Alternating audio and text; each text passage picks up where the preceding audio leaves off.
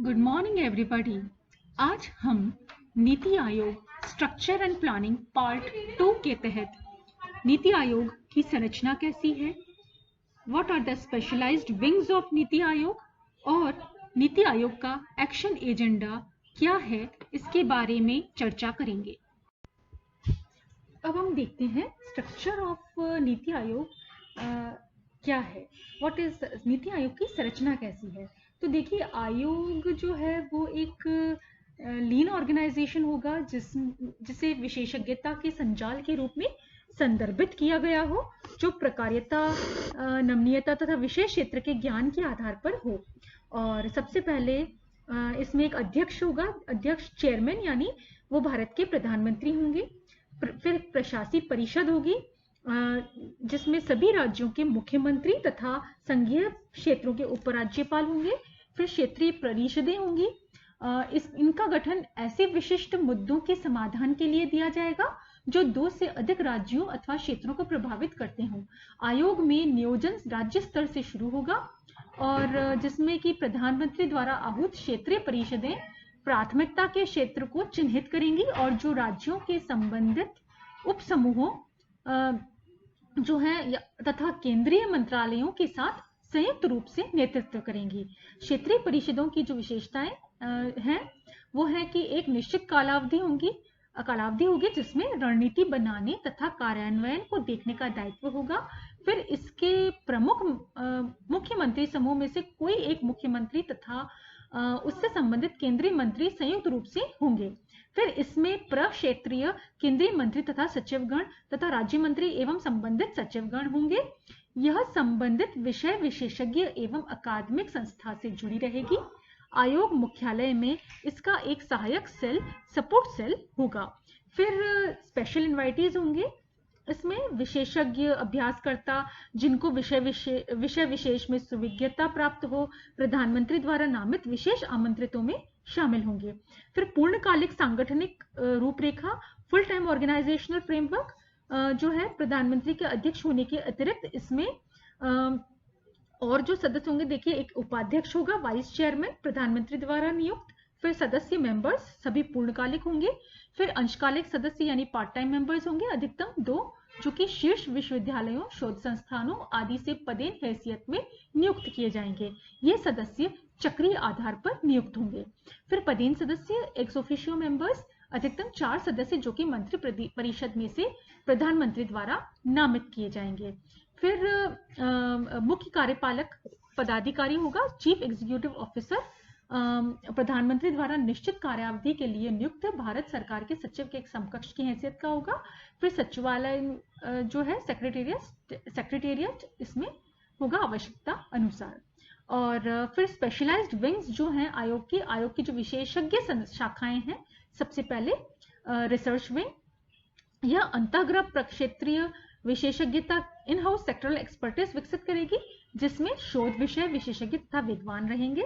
फिर परामर्शी शाखा कंसल्टेंसी विंग होगी, यह केंद्र और राज्य सरकारों के उपयोग के विशेषज्ञता एवं निधियन का एक फंडिंग का एक ऐसा बाजार उपलब्ध कराएगी उनकी जरूरतों के हिसाब से हल सुझाने के लिए सार्वजनिक और निजी तथा राष्ट्रीय और अंतर्राष्ट्रीय समाधानकर्ता होंगे।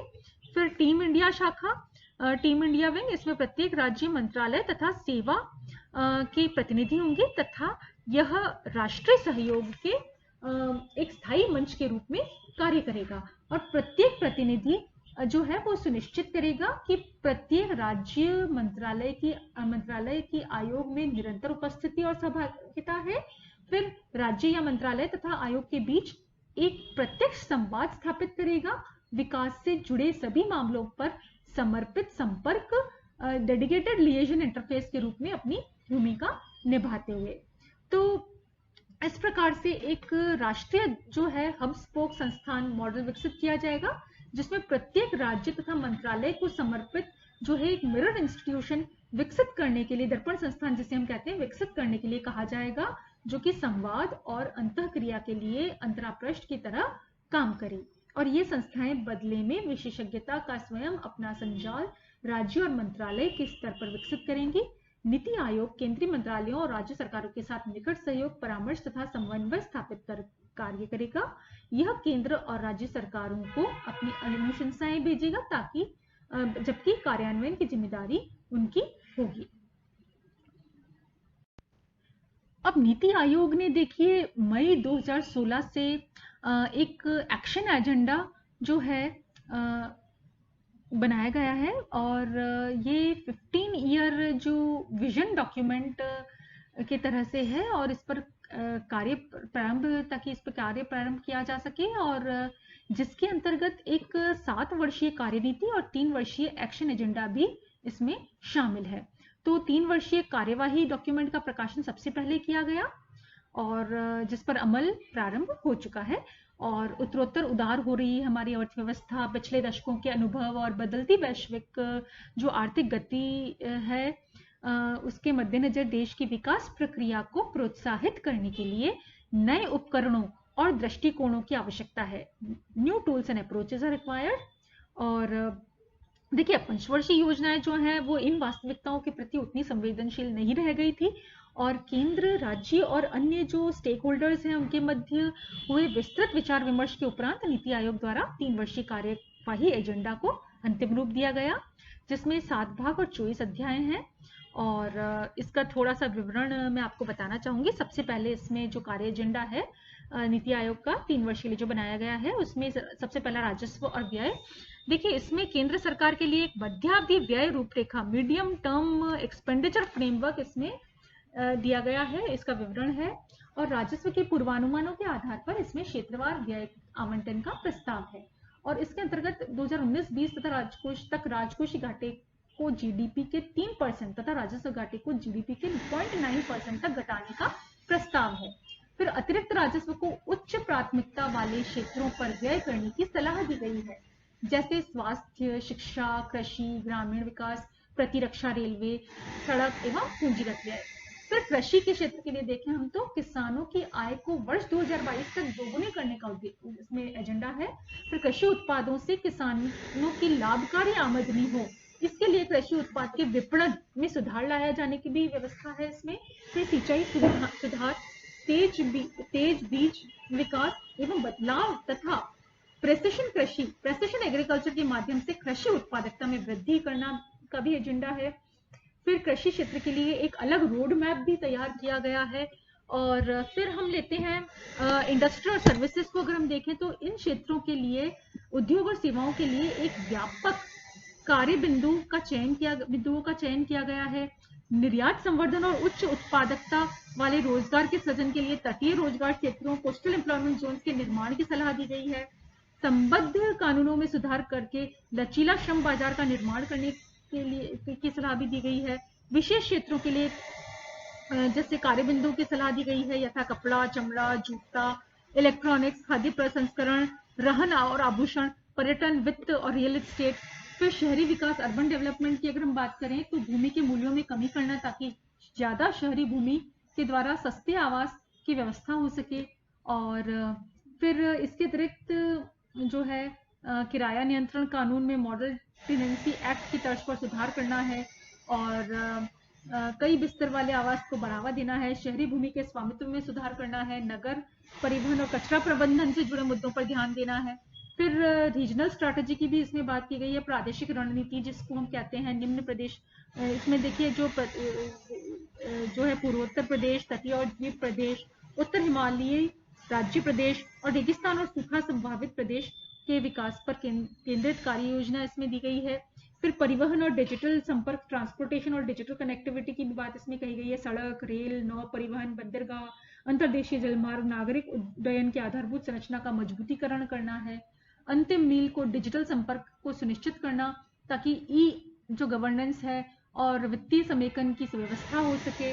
फिर इसके लिए बुनियादी ढांचे के मजबूतीकरण के साथ साथ भुगतान संरचना में सरलीकरण और साक्षरता जैसे मदों पर बल देने की सलाह दी गई है। फिर इस क्षेत्र में सार्वजनिक निजी साझेदारी, पब्लिक प्राइवेट पार्टनरशिप को बढ़ावा देने पर बल दिया गया है। इसके लिए इंडिया इंफ्रास्ट्रक्चर फाइनेंस कंपनी को पूर्वोन्मुख करने, सस्ते ऋण उत्पादनों की व्यवस्था करने तथा राष्ट्रीय आधारभूत निवेश कोष के संचालन की सलाह दी गई है। फिर एनर्जी सेक्टर की हम बात करें तो वर्ष 2022 तक सभी घरों में बिजली गरीबी रेखा के नीचे के सभी घरों में एलपीजी की आपूर्ति करना, वर्ष 2022 तक ब्लैक कार्बन का उन्मूलन तथा 100 स्मार्ट शहरों में गैस वितरण जैसे उपभोक्ता अनुकूल कार्यक्रम को संचालन पर ध्यान दिया जाना है। फिर उद्योगों को प्रतिस्पर्धी मूल्यों पर बिजली की आपूर्ति करने के उद्देश्य से बिजली की क्रॉस सब्सिडी में कमी करना है। फिर कोयला क्षेत्र के लिए एक नियामक की व्यवस्था करना तथा कोयला का व्यवसायिक खनन कमर्शियल माइनिंग को बढ़ावा देना तथा श्रम उत्पादकता में सुधार करना है। फिर विज्ञान और तकनीकी क्षेत्र में अगर हम देखें साइंस एंड टेक्नोलॉजी में, तो सरकारी योजना का व्यापक डेटाबेस तैयार करना तथा मूल्यांकन द्वारा उसमें आवश्यक सुधार करना है। फिर शिक्षा और उद्योगों में मांग के आधार पर अनुसंधान करने के लिए क्षेत्र में सार्वजनिक निजी साझेदारी के दिशा निर्देश का विकास करना है ताकि उद्योग और शिक्षा जगत के बीच एक बेहतर संपर्क स्थापित किया जा सके।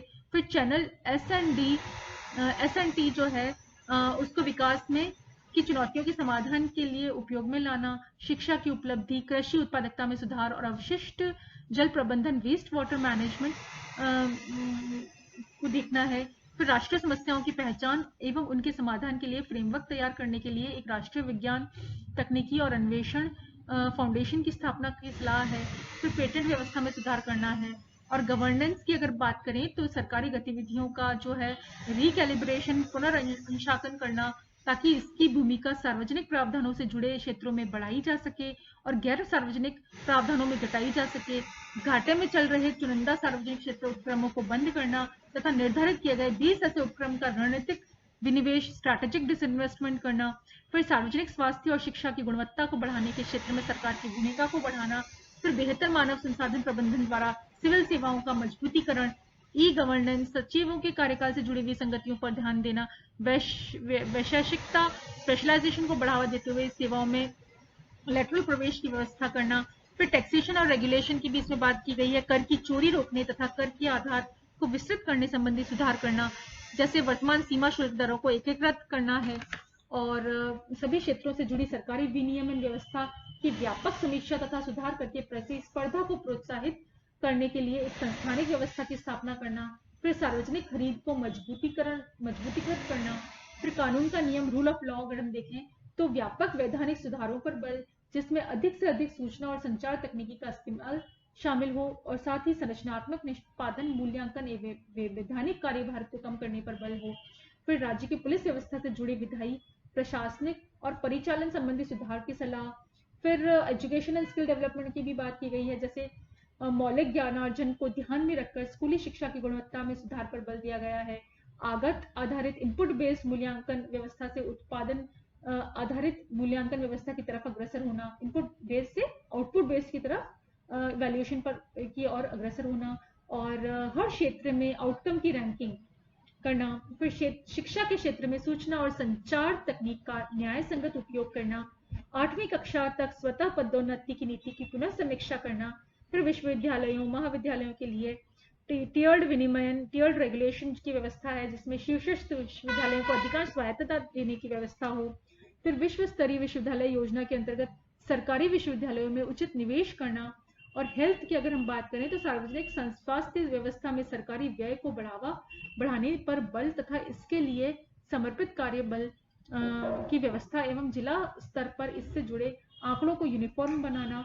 स्वास्थ्य के लिए एक मॉडल मानव संसाधन नीति का निर्माण तथा प्राथमिक स्तर पर कार्य करने वाले नर्स और आयुष कार्मिकों के लिए 3 वर्षीय ब्रिज कोर्स का विकास करना। इंडियन मेडिकल काउंसिल अधिनियम तथा होम्योपैथिक और भारतीय चिकित्सा पद्धति से जुड़े अधिनियमों में सुधार करना। फिर राष्ट्रीय पोषण मिशन की शुरुआत के साथ साथ व्यापक पोषण सूचना व्यवस्था का विकास करने की सलाह देना। और लास्टली है इसमें देखिए बिल्डिंग इंक्लूसिव सोसाइटी, समावेशी समाज का निर्माण, महिलाओं, बच्चों, युवाओं, अल्पसंख्यकों, अनुसूचित जनजातियों, जातियों, ओबीसी, विकलांगों एवं वयोवृद्ध नागरिकों के कल्याण में वृद्धि करना। देश में महिलाओं की परिस्थिति की जानकारी के लिए सामाजिक लिंग आधारित सूचकांक कॉम्पोजिट जेंडर बेस्ड इंडेक्स का विकास करना। कौशल आधारित शिक्षा और पाठ्येतर गतिविधियों को स्कूली पाठ्यक्रम का अभिन्न और अनिवार्य अंग बनाना तथा लड़कियों की शिक्षा को प्रोत्साहित करने के लिए अन्वेषण आधारित नकद हस्तांतरण योजनाओं का निर्माण करना।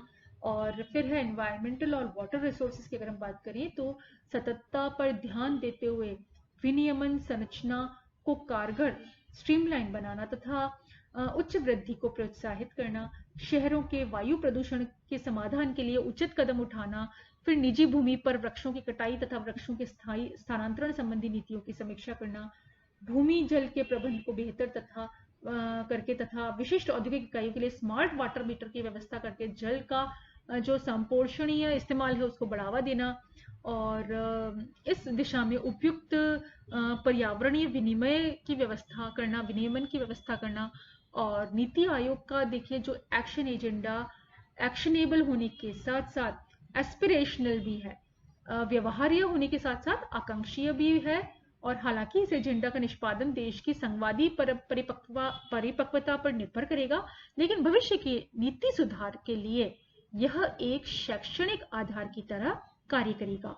वर्तमान में नीति आयोग 15 वर्षीय विजन डॉक्यूमेंट एवं 7 वर्षीय स्ट्रैटेजी फ्रेमवर्क के निर्माण में संलग्न है और इसका प्रकाशन अभी चल रहा है।